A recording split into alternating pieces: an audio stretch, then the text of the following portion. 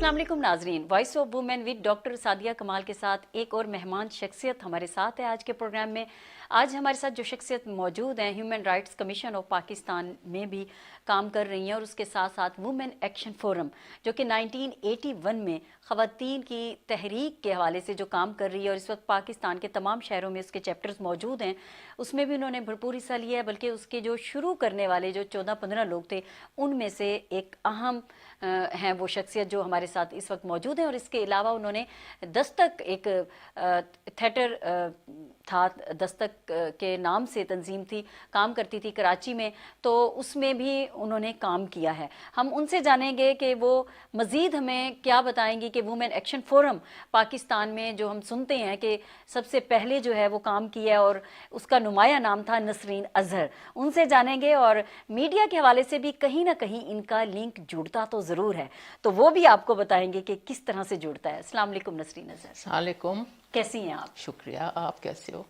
मैं बिल्कुल ठीक हूँ। बहुत खुशी हो रही है कि आज आपसे मुलाकात हुई है और ख़ास तौर पर पाकिस्तान में जब हम ख़वातीन के हवाले से बात करते हैं और उनकी जदोजहद और उनके लिए तहरीक के हवाले से, तो आपका नाम बहुत नुमाया तौर पे नज़र आता है। तो नसरीन आपा ये बताइएगा कि बेसिकली तो आप दिल्ली की रहने वाली जी। और दिल्ली से फिर आप कराची आई, कराची से फिर इस्लामाबाद आई, तो थोड़ा सा अपना इस सफ़र के हवाले से बताइएगा। दिल्ली से देखो मैं आई उस वक्त मैं 10 साल की थी ना, और ये कि पार्टीशन के बाद का वक्त था और कराची हम आए। मेरे वालिद जो थे वो गवर्नमेंट ऑफ ब्रिटिश इंडिया में काम करते थे, तो उस वक्त क्योंकि दारुल हुकूमत जो था वो कराची था, तो हम लोग कराची आए। फिर कराची में स्कूल कॉलेज सब कुछ किया, बल्कि मेरी शादी भी कराची में हुई। मगर शादी के बाद क्योंकि मेरे मियाँ जो थे उनको ये काम दिया गया था कि वो टेलीविज़न स्टेशन PTV शुरू करें, तो फिर लाहौर से शुरू किया था, तो फिर हम लोग लाहौर आ गए। उसके बाद लाहौर, फिर पिंडी, फिर कराची, फिर इस्लामाबाद, फिर कराची, फिर इस्लामाबाद, इस तरह हम घूमते रहे। अच्छा, पार्टीशन की आपने बात बताई है और उस वक्त आपकी उम्र 10 साल की थी, तो 10 साल की बच्ची जो है वो किस तरह से उन चीज़ों को देखती थी? मतलब आपने शुरू से ही ये इंस्पायरेशन ली होगी, शुरू से ही वो सोच, वो ख्यालात कि ख़वातीन के हवाले से काम करना है, कैसे आई उस 10 साल की बच्ची जब हिंदुस्तान से पाकिस्तान की तरफ आती है? मेरा ख्याल है उस वक्त मुझे इतना ज़्यादा शायद शऊर नहीं था, मगर जब हम कराची आए ना, तो मुझे उस वक्त दरख्तों पे चढ़ने का बड़ा शौक था। दरख्तों पे चढ़ने का होता है बच्चों को। अच्छा। तो मुझे याद है कि दादी हमेशा हमें मना करती थी, तो मुझे ख्याल आता था ये क्या बात है भाई, वैसे हमें ये क्यों दादी क्यों मना करती हैं? हमें क्यों मना करती हैं, भाइयों को तो मना नहीं करती। तो वो फिर मुझे एहसास हुआ। और दूसरे ये कि अम्मा हमारी क्योंकि वैसे तो बहुत मतलब खुले दिमाग की थी, ब्रॉड माइंडेड थी, मगर बाज़ चीज़ों में बहुत रिवायती थी। तो वो कहती थी पहले भाई को खाने दो, पहले भाई का देखो, जाओ जाके भाई आया उसका ये काम करो। मुझे लगता था क्या ज़रा ज्यादती है कि एक ही तरफ क्यों। तो बस इससे आहिस्ता आहिस्ता हुआ। मगर ज़्यादा तो मुझे वुमेन्स एक्शन फोरम में जब मैं आई हूँ ना, जब पूरी तरह एहसास हुआ। अच्छा, तो फिर मतलब और ये कि जो ज़िया के दौर में औरतों के खिलाफ जो कानून वानून बने ना, और औरतों पे इतनी पाबंदियां लगा दी कि फॉरेन सर्विस में औरतें जो हैं वो बाहर नहीं पोस्ट हो सकती। अच्छा, वो तो आपने एक हाई लेवल की जो आमरीत या डिक्टेटरशिप देखी तो उसमें आपके अंदर से वो आवाज़ आई, लेकिन शुरू में तो वो घर में जिस तरह से बच्चियों के साथ हम देखते हैं कि वो जो पैट्रियार्की है उस तरह का सलूक बरता जाता है, तो नसरीन आप कैसे देखती हैं कि हम तो कहते हैं कि हमें तो ऐसा माशरा चाहिए जिसमें मर्द और औरत को यकसा और मसावी हकूक़ हासिल हों, तो किस तरह से आप इन चीज़ों को देखती थी कि जब कहा जाता है कि भाई है ये जो मर्द है उसका एहतराम करो या उसको पानी दो या इस तरह से उसके सामने ऊंची आवाज़ में ना बोलो, तो वो चीज़ जो थी आपके अंदर आई और उसी चीज़ ने आगे आके आपको वुमेन एक्शन फोरम का हिस्सा बनी? हाँ, वैसे शुक्र है हमारे घर में इतना नहीं होता था। अम्मा मसलन कहती थी हम तो अपने भाइयों को पहले खाना खाने देते थे, हम तो अपने भाइयों को, मगर हमारे पे उन्होंने इतना जोर नहीं किया। एक मेरी बहन थी, तो हमें उन्होंने अच्छे से अच्छे स्कूल में तो भेजने आप की दादी कोशिश अम्मा की। की बात चुप करके मान लेती थी? बोलती नहीं कभी थी? मानते भी थे और कभी नजरअंदाज भी कर लेते थे। हाँ, बोलते नहीं थे आगे से। अच्छा, बोलती नहीं थी, नजरअंदाज आप कर देती थी। तो आपने कहाँ से, कराची से अपनी तालीम हासिल की? शिमले से। शिमले में हम लोग स्कूल में जाते थे, मैं और मेरी बहन और एक भाई भी। और फिर हम लोग दिल्ली में हम स्कूल में नहीं थे, हम ना वहाँ सिर्फ छुट्टियों के लिए आते थे। फिर कराची में जारी रखी, Saint Joseph convent school Karachi. جی اچھا یہ بتائیں کہ وومن ایکشن فورم میں آپ نے کب شمولیت اختیار کی؟ 1981 میں 1981 جب وہ قائم ہوا ہے. اس وقت میں بتا رہی تھی نا کہ ایسے قانون آ رہے تھے جہاں پہ مطلب لگ رہا تھا کہ اور ایسے مطلب حکم آ رہے تھے کہ عورتیں ہمیشہ سر ڈھک کے رکھیں، اور عورتیں جو ہیں وہ جو یہ ریڈیو پاکستان کی موسیقی کے پروگرام ہوتے ہیں اس میں عورتیں نہیں گانا گائیں گی، اور یہ کہ کھیلوں پہ عورتوں کو اجازت نہیں، لڑکیوں کو اجازت نہیں ہوگی. اور پھر وہ ایک بہت مشہور کیس تھا فہمیدہ اللہ بخش کیس. اچھا وہ کیا پہلی تھا؟ دفعہ اس میں وہ حدود آرڈیننس کی شکل ہم نے دیکھی. وہ یہ تھا کہ وہ ایک لڑکی تھی، اس نے اپنی مرضی سے ایک آدمی سے شادی کی تھی، اور اس کے باپ نے اس کو حدود آرڈیننس کے اس میں الزام لگایا کہ اس نے حدود آرڈیننس کی خلاف ورزی کی اچھا ہے. پسند کی شادی کرنے پہ؟ تو پھر یہ ہوا کہ وہ جو جج صاحب تھے انہوں نے یہ سزا سنائی کہ عورت کو تو 100 کوڑے لگیں گے اور لڑکا جو ہے مرد جو ہے اس کو سنسار کیا جائے گا. تو یہ خبر سن کے ہم سب لوگ اتنے چونکے کہ بھئی یہ کیا ہو رہا ہے ہمارے ملک میں. تو اس وقت پھر عورتیں جو تھیں وہ جمع ہوئیں.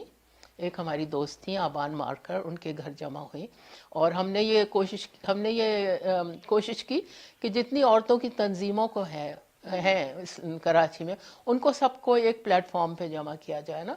تو ہم نے افواہ والوں کو بھی بلایا تھا، ہم نے بزنس اینڈ پروفیشنل ویمن کو بھی بلایا تھا. افواہ والوں کو بلایا، یعنی افواہ کی بنیاد ویب سے پہلے رکھی گئی؟ ہاں، افواہ کی بنیاد. اور ویب کا میں بتاؤں کہ بے شک اس نے ایک عورتوں کی تحریک میں بہت نمایاں کردار ادا کیا، مگر شروع اس نے نہیں کیا نا. افواہ یعنی آل پاکستان وومن ایسوسی ایشن، تو آپ اس کا بھی پارٹ رہی؟ نہیں، اس کا پارٹ نہیں رہے. ہم نے صرف وہاں سے بلایا تھا کہ بھئی آپ بھی اس میں شریک ہوں.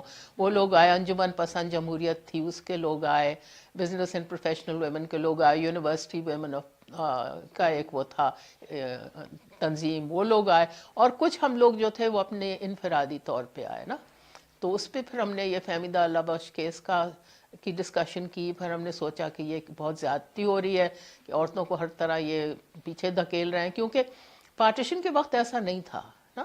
ہمارے پارٹیشن میں عورتیں جو تھیں برابر کی شریک تھیں، جو آزادی کی جو جد و جہد تھی اس میں میری والدہ خود مسلم لیگ میں تھیں، یعنی اس کی ممبر اس طرح نہیں تھی، مگر ان کی جو ایکٹیویٹیز ہیں اس میں وہ حصہ لیتی تھی. اور ہم نے ہمیشہ مس جناح کو قائد اعظم کے ساتھ دیکھا تھا. تو یہ ہمیں کوئی احساس نہیں تھا کہ عورتیں جو ہیں وہ کسی طرح پیچھے رہیں گی. مگر یہ پہلی دفعہ یہ احساس ہوا کہ جو حکومت وقت ہے وہ عورتوں کو مطلب ایک تنگ جگہ میں دھکیل رہی ہے، اور ان کے لیے ایسے قانون بنا رہی ہے کہ ان کے خلاف. اچھا حکومت وقت آپ صحیح کہہ رہی ہیں کہ ہم نے بھی سنا کہ 80s کا جو دور ہے وہ اس طرح سے آمریت کا اور اندھیروں میں لے جانے والا تھا. جو فہمیدہ اللہ بخش کیس کی آپ جو بات کر رہی ہیں، تو کہیں پہ تو یہ بھی ساتھ میں کہا جاتا تھا کہ ہم اسلام نافذ کر رہے ہیں، تو کہیں پہ یہ بات نہیں آئی اس وقت کہ اسلام میں تو اجازت دی جاتی ہے کہ جب تک لڑکی سے نہ پوچھا جائے کہ وہ شادی کے لیے رضامند ہے تو اس وقت تک آپ اس کی شادی بھی نہیں کر سکتے. تو اس وقت ایسی کوئی آواز نہیں آئی؟ کس کی طرف سے؟ فہمیدہ اللہ بخش کیس میں کسی بھی طرف سے، جیسے جج جو فیصلہ کرنے والا تھا وہاں پہ کوئی بات ایسی ہوتی؟ کوئی آواز نہیں آئی، کیونکہ اس وقت یہی لوگوں کا رجحان تھا کہ یہ جو ہے یہ غلط ہے اور یہ قانون کے خلاف ہے. تو ان کو جو سزائے سنائی دی، اس کے بعد ہم لوگوں نے اس کو اپیل کیا تھا. ہمارے جو لائر تھے وہ خالد اسحاق تھے، اور وہ اپیل ہم لوگوں نے جیتی تھی.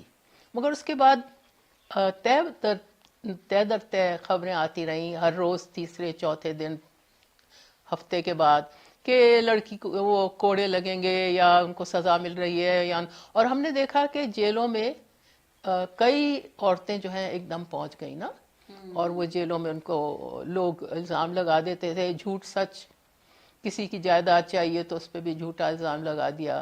کسی میاں بیوی کی طلاق ہو گئی تو وہ دوبارہ شادی کرنا چاہتی ہے تو پہلے میاں نے اس پہ الزام لگا دیا. اور اس میں یہ تھا کہ اس میں ضمانت نہیں ہوتی تھی، تو پہلے وہ پکڑ لیتے تھے اور ان کو جیل میں رکھ دیتے تھے، اور اکثر چھوٹے چھوٹے بچے بھی ساتھ ہوتے تھے نا.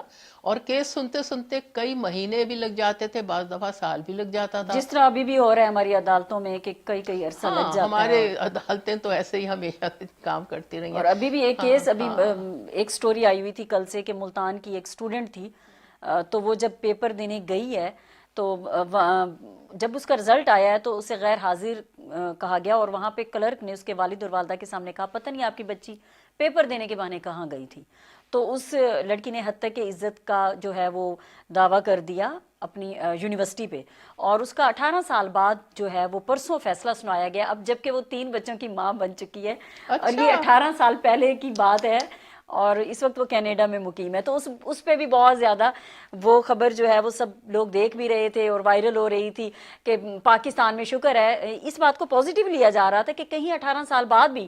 لیکن سوال یہ پیدا ہوتا ہے کہ ان 18 سال میں اس کی زندگی اور اس کا جو فیوچر, جو اس وقت اس کی سوچ, چیزیں, انہوں نے کتنا سفر کیا ہوگا, یا اس وقت اس کے جذبات یا اس پر کیا بیتی ہوگی, ہم اس چیز کو جو ہے وہ نہیں وہ کرتے دیکھتے. تو آپا آپ نے جو اپنی یہ ویف آپ نے کی اس میں شمولیت, تو آپ بتا رہی تھی کہ 14-15 لوگ تھے, تو کچھ کے آپ نام بتا سکیں گی کون تھے لوگ وہ 14-15 لوگ تھے؟ اور جس طرح سے آپ نے کہا کہ سچویشن اس طرح سی کہ خواتین جیلوں میں تھیں, تو ان کے لیے اس نے ویف نے کیا کام کیا؟ یہ تو پہلا کیس تھا نا, تو اس وقت تو جیلوں میں نہیں تھی, مگر یہ کہ ہم لوگوں نے سوچا کہ اس کے خلاف آواز ضرور اٹھانی چاہیے. تو ہم نے ایک 5 نکاتی ایک وہ چارٹر کیا کہتے ہیں پروٹیسٹ سمجھو, احتجاجی نوٹ بنایا, اور اس پہ ہم نے دستخط جمع کرنے کو شروع کیے. ہم نے مطلب بیگم لیاقت کے گھر گئے, ان سے کہا آپ دستخط کرو, انہوں نے جھٹ سے کر دیے. انہوں نے کہا ویسے مجھے آپ سڑکوں پہ تم مجھے نہ کہنا کہ میں جلوسوں میں شریک ہوں. اس پہ ہماری جو بیگم لیاقت علی خان, تو اس پہ جو ہمارے ساتھ لڑکیاں تھیں انہوں نے کہا نہیں وہ ہم پہ چھوڑ دیجئے, ہم ہوں گے. تو اس وقت ظاہر ہے کہ تمہیں پتہ ہوگا کہ شاید سیاسی جماعتوں پہ پورا مطلب بین لگا ہوا تھا, اور اگر آپ کوئی گورنمنٹ کے خلاف کوئی بھی نعرہ بھی آپ لگا دیں تو 5 کوڑوں کی سزا تھی. اور یہ کوڑوں کی سزا مطلب اب آئی تھی, اور ہمیں پتہ ہے کہ بہت سے جو سیاسی جماعت کے لوگ تھے وہ قید تھے, اس وقت قید ہو رہے تھے, گرفتار ہو رہے تھے. بھٹو صاحب کو پھانسی مل چکی تھی. تو وہ ایک عجیب دور تھا, اور پریس پہ سینسرشپ تھی, یعنی پریس کو لکھنے کی کوئی اجازت نہیں تھی. اور وہ پریس اخبار والے کرتے تھے کہ وہ جہاں خبر سینسر ہو گئی نا وہاں پہ وہ خالی جگہ چھوڑ دیتے تھے, وہ سفید اس کے ساتھ وہ اخبار ملتا تھا. تو اس طرح وہ ایک ایسا دور تھا. تو ہم زیادہ تو کچھ نہیں کر سکتے تھے اس وقت, مگر ہم نے ایک ڈاکیومنٹ تیار کیا 5 نکاتی جس میں ہم کوڑوں کی سزا کے خلاف بولے. ہم نے یہ کہا کہ جو تعلیمی اداروں میں پابندی لگا رہے ہیں کہ کوئی ثقافتی سرگرمیاں نہ ہوں. انہوں نے کہا کہ کوئی گانا, کوئی ڈرامہ, کوئی اس طرح کی چیز, غیر نصابی سرگرمیاں کوئی بھی نہیں ہوگی, اور سپورٹس پہ پابندی اور اس طرح کی چیزیں, کہ تعلیم بھی جو ہے وہ بھی اب بالکل الگ الگ ہو جائے گی, سیگریگیٹڈ ہو جائے گی. تو ان چیزوں پہ ہم نے پھر وہ ایک یہ بنایا تھا, اور اس پہ ہم نے دستخط جمع کیے تھے. اچھا, یہ جب کوڑوں کی سزا وغیرہ ہم پڑھتے تھے نا کہ اخبار میں ہے, تو ہم کوشش کرتے تھے کہ اس کے خلاف لابی کریں. تو ہم اپنے جو بھی ہمارے واقف ہوتے تھے, کوئی گورنمنٹ میں, کوئی پولیس میں, کوئی کہیں, ان کو کانٹیکٹ کر کے اور شور مچا کے اس کو ہم اکثر روکنے میں کامیاب ہو جاتے تھے. اور یہ ہے کہ گورنمنٹ میں بھی ایسے لوگ تھے جو مطلب ہمارے ہم خیال تھے, مگر یہ کہ وہ خود شاید کچھ نہ کرتے ہوں, تو کچھ نہ کر سکتے ہوں, تو یا جتنا وہ کر سکتے تھے وہ کرتے تھے. اور یہ اخبار نویسوں نے ہمارا بہت ساتھ دیا. یہ میں کہوں کہ ہم میڈیا میں بہت ہمارے مطلب لوگ تھے جو ہمارے حمایتی تھے, اور ہماری خبر وہ چھاپ دیتے تھے. خواتین صحافی بھی تھیں ان میں؟ خواتین صحافی تھیں, کوئی نام بتا دیں. زورا یوسف تھی, نجمہ بابر تھی, شہری رحمان بھی تھیں, اور فریدہ حفیظ بھی تھیں. وہ مجھے یاد نہیں ہوں گی ضرور. ہاں, اور جو پہلی میٹنگ کا تم نے پوچھا تھا کون کون تھا, تو اس میں ایک تو آبان مارکر کا میں نے نام بتایا, پھر ہلڈا سعید تھی, پھر فریدہ شہید, یہ جو خاور ممتاز ہیں یہ تھیں, نہیں خاور لاہور میں تھی, فریدہ شہید تھیں, اور ساری نجمہ صادق تھی. ہاں, صرف نجمہ صادق سے میری ملاقات ہوئی. ہاں, نجمہ صادق تھی. ٹھیک ہے, آپ سے گفتگو کا سلسلہ جاری ہے. ویورز, یہاں پر وقت ہوا چاہتا ہے ایک بریک کا. نسرین آپا ہمارے ساتھ ہیں اور ہماری گفتگو ہو رہی ہے. انہوں نے وہ دور دیکھا جو پارٹیشن کا دور تھا, اور اس کے بعد 80s میں جو آمریت اور ڈکٹیٹرشپ کا جو دور تھا, اس میں خواتین کی جدوجہد کیا تھی اور ان کے ساتھ کیا برتاؤ کیا جاتا تھا. گفتگو جاری ہے, اسٹے ود اس.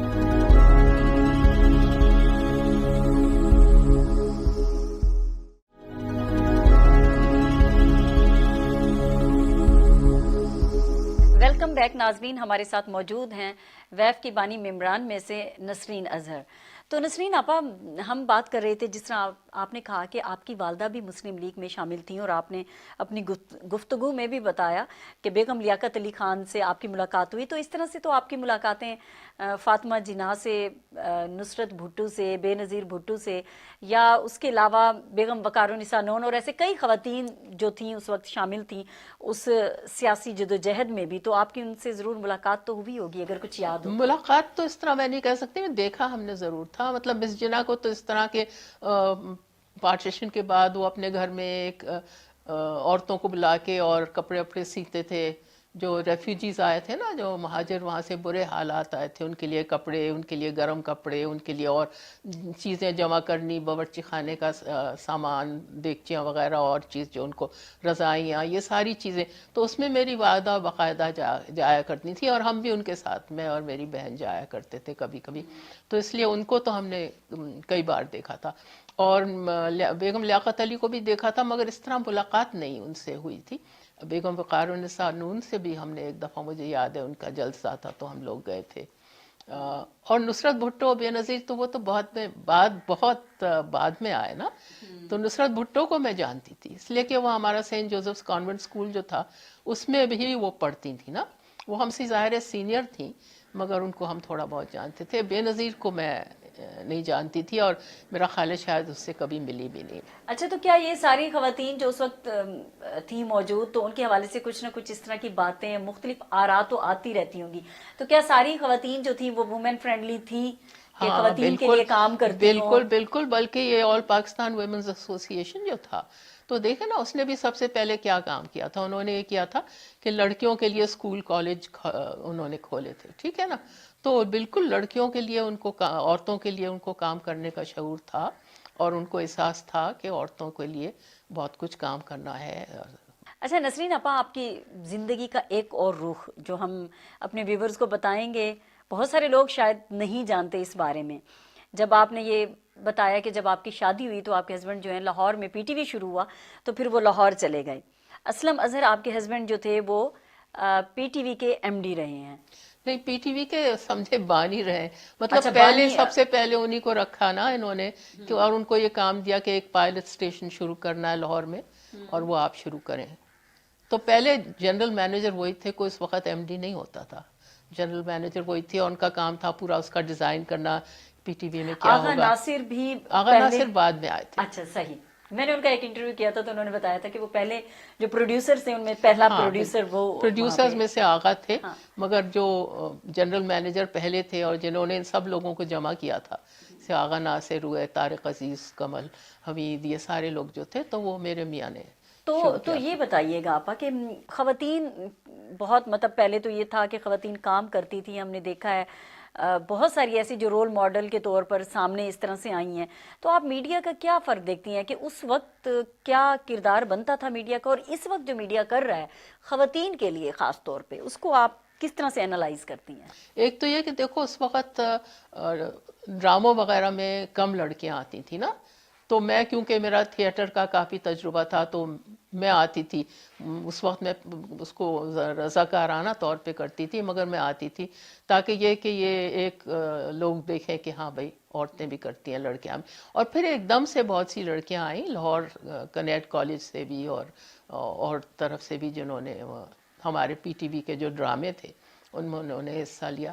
اور آج جو میں دیکھتی ہوں نا کہ آج عورتیں بہت سی اینکرز ہیں، اور بہت اچھا وہ کرتی ہیں پروگرام مطلب ان کو معلومات بھی ہوتی ہے، اور بڑے وہ خود اعتمادی کے ساتھ پروگرامز کرتی ہیں. اور اب کوئی کمی نہیں ہے عورتوں کی کسی بھی شعبے میں نا، چاہے وہ ڈراموں میں ہو، چاہے وہ گانے میں ہو، چاہے کچھ. تو یہ ایک چیز ضرور ہوئی ہے، ایک تبدیلی ہوئی ہے. اور عورتوں کے پروگرام، یہ میں نہیں کہوں گی کہ اب کچھ بہتر ہے. زیادہ تر جو ڈرامے ہوتے ہیں تو ان کی تھیم وہی ہوتی ہے، بھائی گھسی پٹی، کہ بس شادی اور بیاہ، اور اس کے علاوہ کچھ ہوتا ہی نہیں ہے. مجھے یاد ہے کہ کراچی ٹی وی میں جب ہم لوگ تھے تو اس وقت ہوتے تھے اس طرح کے ڈرامے کہ عورتیں ہر شعبے میں آ رہی ہیں اور وہ کام کر رہی ہیں، اور مگر اب ذرا اس کا کچھ کم ہو گیا. مجھے لگ رہا ہے کہ ہمارے خاص طور پہ جو دوسرے چینلز پہ ڈرامے دکھائے جاتے ہیں ان کی بہت محدود وہ ہیں تھیمز. اچھا، تو وہ نسرین جو درختوں پہ چڑھ جایا کرتی تھی، جب اس کی شادی پی ٹی وی کی بنیاد رکھنے والوں میں مطلب میڈیا کے ایک بندے سے ہوئی، تو اس کا نسرین کی شخصیت پہ کوئی اثر ہوا؟ اس وقت تو پی ٹی وی کا ذکر بھی نہیں تھا. جب ہماری شادی ہوئی ہم ایک تھیٹر کرتے تھے اور ایک ڈرامے کے سلسلے میں ہماری ملاقات ہوئی تھی. اچھا، ہاں تو آپ کی لو میرج تھی؟ بالکل. اچھا، زبردست. تو کس طرح سے لو میرج تھی تو وہ آگے جا کے آپ کے لیے سپورٹیو ثابت ہوئے، آپ کی زندگی میں سپورٹ کی؟ ہاں بہت سپورٹیو. انہوں نے کبھی مجھے کسی کام سے نہیں روکا، بلکہ ہر ایک کام میں ان سے مشورے بھی کر لیتی تھی اور وہ کبھی نہیں روکا.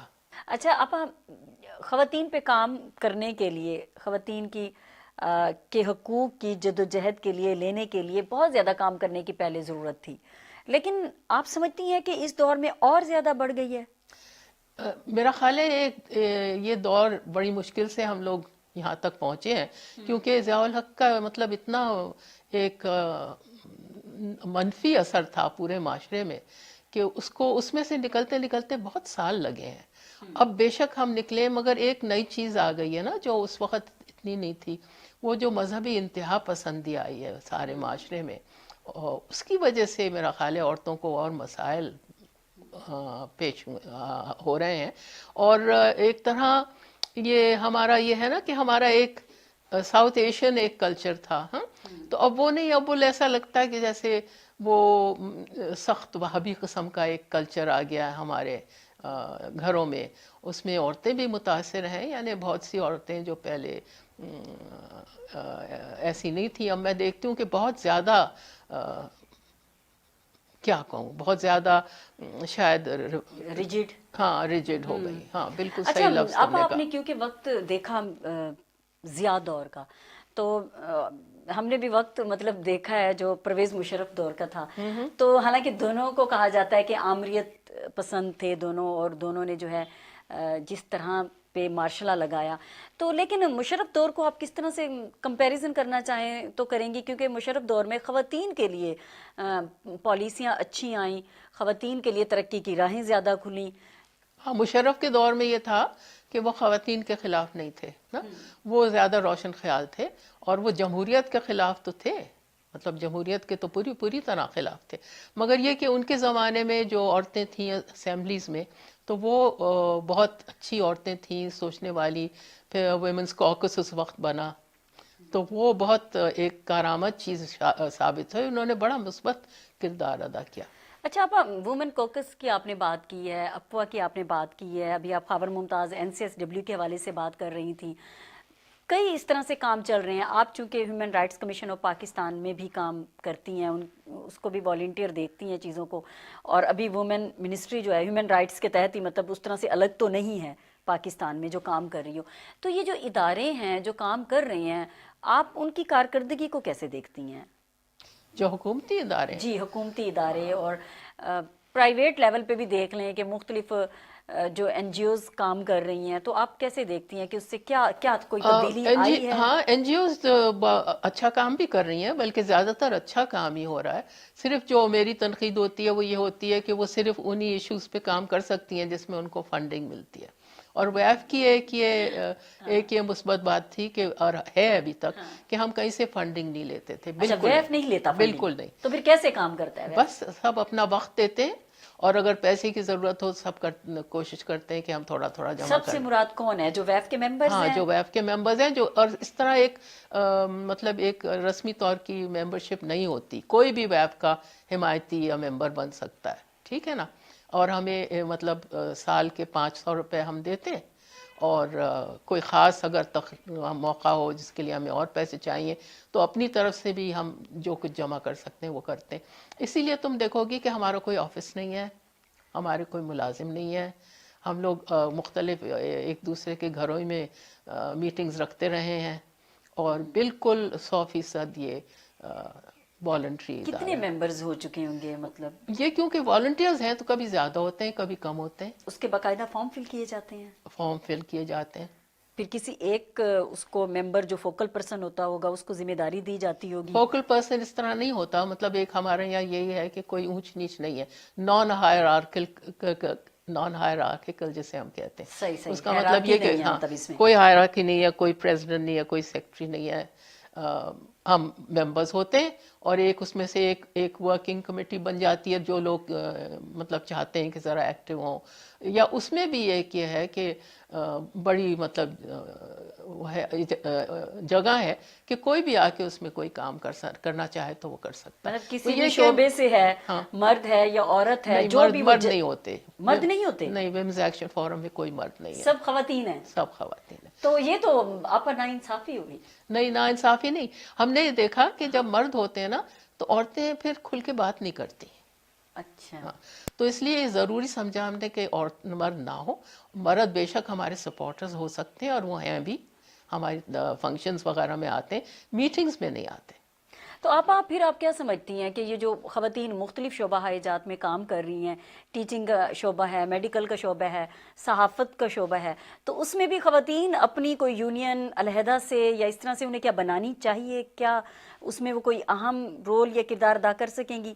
کیونکہ میں یہ دیکھ رہی تھی کہ آپ جہاں بھی جس جگہ پہ جائیں تو آپ کو سب آرڈینیٹ کیا جاتا ہے، یا خواتین جو ہوتی ہیں وہ ڈپینڈنسی میں چلی جاتی ہیں. کوئی بھی کام کرنا ہے جب تک کسی مرد کی سپورٹ نہیں ہوگی تو آپ آگے نہیں آ سکتی، چاہے آپ کسی بھی لیول پہ پہنچ جائیں. صحیح ہے، یہ بالکل صحیح بات ہے. اور میرا خیال ہے یہ مثبت بات ہو، اگر مختلف جو شعبے ہیں ان میں عورتیں اپنی تنظیمیں بنائیں، اچھا رہے گا. مطلب پھر وہ ایک تو یہ کہ اپنے مسئلے وہ آپس میں بیٹھ کے ڈسکس کر سکتی ہیں. اور پتہ سب سے زیادہ ہم ایک دوسرے سے سیکھتے ہیں. ہمارا مطلب جو ہماری معلومات اسی طرح ہوتی ہے نا کہ ایک دوسرے سے ہمیں پتہ چلتا ہے کہ بھئی کیا ہو رہا ہے کیا، اور ہمارے خیالات سب مل کے جب آپ اچھی طرح ڈسکس کرتے ہو تو پھر ایک اچھے نتیجے پہ بھی پہنچ سکتے ہو نا. ویسے عورتوں کے بارے میں تو مشہور ہے کہ عورتیں بات باہر نکال دیتی ہیں، تو کیا ویف میں پھر اس طرح سے یہ رہتا ہے کہ آپس میں جو ہو ایک ٹرسٹ جو ہے آپس میں رہ جائے؟ میرا خیال ہے یہ مجھے یاد نہیں کہ کبھی اس کا کوئی ہوا ہو اس طرح کہ کسی عورت نے باہر ایسی بات کی ہو جو کسی دوسرے کو بری لگی ہو، مجھے نہیں یاد. صحیح. اچھا، تو آپ ویف کی اگر کوئی اچیومنٹس آپ بتا سکیں ہمارے ویورز کو، تو کیا اب تک اچیومنٹ رہی ہیں اور آگے کے لیے آپ کیا سوچتی ہیں؟ دیکھیں، ایک تو یہ کہ ویف جو تھا وہ صرف عورتوں کے لیے آواز نہیں اٹھاتا تھا. مجھے یاد ہے کہ ایک کسی جگہ ہم ان سے ملے تھے کہ مولانا فضل الرحمانی شاید تھے، تو ہم نے کوئی بات کی تو کہنے لگے نہیں اس پہ آپ بات نہ کریں، یہ عورتوں کا ایشو نہیں ہے. تو ہم سمجھتے ہیں کہ ہر ایک ایشو جو ہے وہ عورت کا ایشو بھی ہے، کیونکہ عورت ایک شہری ہے ملک کی برابر کی، اور جو کچھ ملک میں ہو رہا ہے وہ اس کو بھی متاثر کر رہا ہے اور وہ اس کا شکار ہو رہی ہے یا اس سے اس کو فائدہ ہو رہا ہے. تو اس لیے ہر ایک جو ایشو ہے ملک میں، معاشرے میں، دنیا میں، اس پہ عورت کو بولنے کا حق ہونا چاہیے. اور اسی لیے میں تو یہ سمجھتی ہوں کہ دنیا کے حالات اسی لیے اتنے خراب ہیں، جو اتنی جنگیں ہو رہی ہیں اور اتنی لڑائیاں ہوتی رہتی ہیں اور یہ ناانصافیاں ہوتی ہیں، اس لیے کہ عورتیں اس میں شامل نہیں ہیں نا. فیصلے جو ہوتے عورت ہیں، ہمیشہ پیس چاہتی ہے، امن چاہتی ہے، اور جو صلح چاہتی فیصلے ہے. کیے جاتے ہیں اس میں عورتوں کی شمولیت نہیں ہوتی. تو اس لیے ہم سمجھتے ہیں کہ every issue is a woman's issue. اور ہم سمجھتے ہیں کہ عورتیں جو ہیں وہ، کیونکہ جیسے تم نے کہا کہ امن پسند ہیں، اور اگر ان سے پوچھا جائے مثلاً کہ بجٹ کیسے خرچ کیا جائے تو وہ صحت، تعلیم اور ان چیزوں کی بات کریں گی.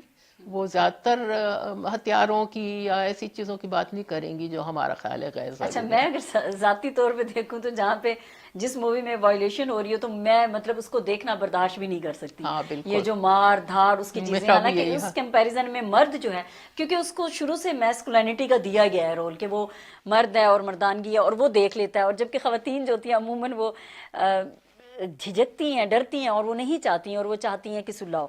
اچھا آپ کچھ لوگ ہیں جن کی رائے یہ بھی ہے ہماری سوسائٹی میں کہ یہ جو فیمنزم ہے، یہ جو عورت کی برابری اور عورت جو ہے ساتھ مل کے چلے شانہ بشانہ، تو وہ سمجھتی ہیں کہ یہ جو روشن خیال ہیں، یہ جو لیبرل ہیں، یہ ان لوگوں کی بنائی ہوئی کہانی ہے. نہیں، ایسی بات نہیں ہے. میرا خیال ہے انصاف کی بات تو ہمیشہ لوگوں نے کی ہے، چاہے وہ مرد ہو چاہے عورت ہو. اور دیکھیں نا، میں اس کو دیکھتی ہوں کہ یہ کیوں ہوتا ہے، یہ نا برابری کیوں ہے. یہ ایک مطلب بڑے پیچھے سے چلی آ رہی ہے نا. کہ ایک پورا جو ہمارا معاشرہ ہے دنیا بھر میں وہ نابرابری کا معاشرہ ہے نا. چاہے وہ آپ لوگوں کی آمدنی کا دیکھ لیں، لوگوں کے رہن سہن کا دیکھ لیں، لوگوں کو جو موقع ملتے ہیں دنیا میں وہ دیکھ لو، جو عورتوں کے خلاف تشدد ہوتا ہے گھروں میں وہ مردوں کے ساتھ اس طرح تو نہیں ہوتا نا. تو یہ چیزیں جو ہیں یہ استعمال کی جاتی ہیں اس نابرابری کے معاشرے کو قائم رکھنے کے لیے. مطلب میں سمجھتی ہوں کہ وائلنس اور خاص طور پہ جو عورتوں اور غریبوں پہ ہوتا ہے تو وہ بھی ایک طریقہ کار ہے کہ آپ غریب کو غریبی رکھو، عورت کو اپنی جگہ پہ رکھو، تاکہ جو دنیا کے وسائل ہیں اس پہ قبضہ صرف چند لوگوں کا ہو. یہ تو ساری دنیا میں ہے نا. آج کل امریکہ میں بھی آواز آ رہی ہے 1% اگینسٹ دا 99% ہے نا. تو اس کا مطلب ہے کہ اس کا احساس ہے. اور یہ کیوں ہے؟ اگر اتنے زیادہ لوگ غریب نہ ہوں تو اتنے کم لوگ امیر بھی نہ ہوں. سچی بات ہے، زیادہ برابر کا معاشرہ ہو. تو یہ عورت مرد کا جو ہے چکر یہ بھی اسی سلسلے میں آتا ہے، کیونکہ ایک وائلنس پہ مبنی معاشرہ ہے تو وہ گھر میں بھی اس کی جھلک ہوتی ہے اور گھر میں بھی یہ ہوتا ہے. اچھا آپ کے 3 بچے ہیں، تو اریب، اظہر جو کہ مشہور سنگر بھی ہیں، اور اسامہ اور آپ کی ایک بیٹی بھی ہیں، تو ان کے لیے آپ کیسا معاشرہ چاہ رہی ہیں اور انہیں کیا ترغیب دیتی ہیں؟ بھائی ان کے لیے ایک امن کا معاشرہ چاہ رہے ہیں جس میں وہ اپنے بچوں کی پرورش اچھی طرح کر سکیں اور زندگی آرام سے امن سے گزار سکیں، اور اس سے زیادہ بہتر کیا چیز ہو سکتی. اچھا، اریب اظہر بہت اچھے سنگر ہیں، صوفیزم کو بہت اچھے طریقے سے گاتے ہیں، پسند کیے جاتے ہیں. تو کہیں ان کی والدہ نے انہیں یہ بھی بتایا کہ فیمنسٹ ہونا، یا فیمنسٹ ہیں یا نہیں ہے، یا فیمنزم کے کانٹیکسٹ میں سپورٹ کی جائے؟ اب گھر میں تو باتیں ہوتی ہیں، ظاہر ہے وہ بھی سنتے ہیں، بچے بھی سنتے ہیں، اور کبھی آپس میں اگر اختلاف رائے ہے تو وہ پھر ظاہر ہے میں بھی اپنی رائے جو ہے وہ دیتی ہوں، تو ظاہر ہے کچھ تو اثر ان پہ ہوا ہوگا. اچھا ایک دلچسپ بات بتاؤں کہ جب اسامہ پیدا ہوا تھا نا تو کوئی اس نام سے واقف نہیں تھا. اسامہ نام سے؟ ہاں، تو مجھ سے لوگ پوچھتے تھے ہم سے کہ یہ کیا جاپانی نام ہے؟ اسامہ اریب سے بڑے ہیں؟ ہاں، وہ اس سے 3 سال بڑا ہے. اور بیٹی آپ کی چھوٹی ہے؟ بیٹی ہماری چھوٹی ہے. تو بیٹی کے لیے آپ کیا سوچتی ہیں؟ بیٹی کے لیے بس میں یہی سب سے زیادہ چیز ہے کہ وہ امن سے رہے، خوش رہے.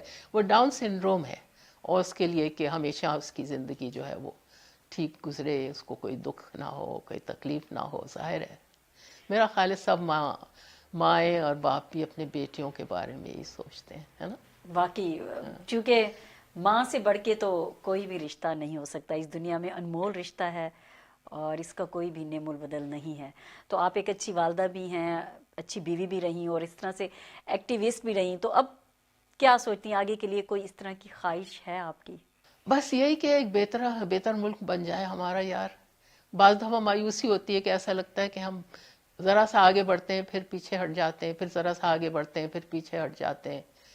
جمہوریت چاہتے ہیں ہم، عورتیں بائی دا وے جمہوریت چاہتی ہیں. مطلب فیمنزم کا ایک یہ بڑی اہم چیز ہے کہ ایک امن پہ مبنی معاشرہ اور جمہوریت پہ. تو میں تو یہی چاہتی ہوں کہ ایک جمہوری نظام ہو اور امن کا نظام ہو، اور یہ کہ زیادہ انصاف ہو اس دنیا میں، اس ہمارے ملک میں. ہمارے جو عام لوگ ہیں ان کو موقع ملیں کہ وہ بھی اپنی زندگی سدھاریں. ہر ایک بچے کو برابر کی تعلیم، اچھی تعلیم کا موقع ملے. ہر ایک جس کی صحت خراب ہے اس کو اچھی سے اچھے صحت کے وسائل ملے. تو یہی انسان سوچتا ہے. بہت اچھی آپ کی سوچ ہے. انشاءاللہ جو آپ کی سوچ ہے ہم بھی چاہتے ہیں کہ یہی معاشرہ ہو سب کی، اسی کے لیے دعا ہے. بس آپ سے یہ پوچھنا چاہوں گی، human rights commission of Pakistan جس میں آپ نے کام بھی کیا ہے، اور عام طور پر جو فیمنسٹ ہوتی ہیں ان کی خواہش ہوتی ہے کہ خواتین ہی پالیسی میکنگ میں آئیں، تو اس وقت اس ادارے کی سربراہ بھی ایک خاتون ہیں. تو آپ اس کارکردگی سے جو کام ہو رہا ہے اس وقت ہیومن رائٹس، انسانی حقوق کے حوالے سے، اس سے آپ مطمئن دکھائی دیتی ہیں، یا آپ سوچتی ہیں کہ کچھ اور تجاویز آپ کی ہوں جو ریکمنڈیشنز دے سکیں؟ وہ تو دیکھو دن بر دن نئے مسئلے اٹھتے جاتے ہیں، اور آج کل خاتون اس کی سربراہ نہیں ہے. آسما جہانگیر کے بعد مطلب یہ کہ ہم لوگ ہیں، کافی عورتیں ہیں جو کاؤنسل میں ہیں، مگر یہ کہ ہمارے جو चेयरपर्सन है वो डॉक्टर मेहदी हसन है। अच्छा, डॉक्टर मेहदी हसन, वो भी आजकल बीमार हैं काफी। हाँ हाँ, और हमारे जो सेक्रेटरी जनरल हैं वो हारिस खलीक हैं, और हमारे जो ऑफिशियल स्पोक्स पर्सन हैं वो आए रहमान साहब हैं। मगर ये कि हाँ, को चेयरपर्सन जो हैं वो उस्मान नूरानी है, और काउंसिल में काफ़ी सारी औरतें हैं। बहुत शुक्रिया नसरीन अज़हर साहिबा, आपने अपना कीमती वक्त दिया और इतनी लेसन लर्न जो हैं वो चीज़ें हमारे सामने आई हैं, आपका बेहद शुक्रिया। जी व्यूअर्स, हम बात कर रहे थे नसरीन अज़हर से और उन्होंने कहा कि ख़वातीन की जो शमूलियत है वो बहुत ज़्यादा ज़रूरी है। ना सिर्फ हम ये कहते हैं कि उनको बराबरी का हक़ चाहिए, बल्कि हर एक चीज़ के पीछे ख़वातीन होती हैं, उनकी कामयाबी होती है। चाहे हम मुल्क में जमहूरियत की आमरीत की बात करें तो जमहूरियत को भी मुल्क में पनपने के लिए ख़वातीन का किरदार उसमें होना बहुत ज़रूरी है। और इसी तरह ही ये ज़िंदगी रवां दवां रहेगी। आप सब खुश रहें। मिलेंगे अगले प्रोग्राम में। अपनी मेज़बान डॉक्टर सादिया कमाल को वॉइस ऑफ वुमेन से दीजिएगा इजाज़त। अल्लाह निगहबान।